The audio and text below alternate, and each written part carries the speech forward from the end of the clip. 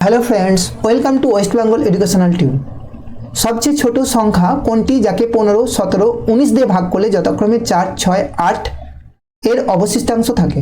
এই অঙ্কটা দেখো খুব কম সময়ের মধ্যে কেমনভাবে অপশন টেস্ট করে করবে। দেখো 15 দিয়ে ভাগ করলে 4 ভাগশেষ থাকে, তো তাহলে প্রত্যেকটা অপশনের সঙ্গে 4 বিয়োগ করে দাও। তাহলে 4 বিয়োগ করে দিলে এটা কত হবে? 4, 5, 4, 4। ঠিক আছে, এর থেকে 4 বিয়োগ করে দিলে কত থাকবে? 4, 8, 4, 1।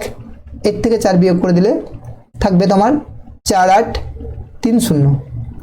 আর অপশন ডি এর সঙ্গে 4 যদি তুমি বিয়োগ করো তাহলে থাকছে 4, 8, 2, 8। এরপর দেখো কোনো সংখ্যা 15 দিয়ে ভাগ করা মানে সংখ্যাটা অবশ্যই 5 দিয়ে ভাগ যেতে হবে।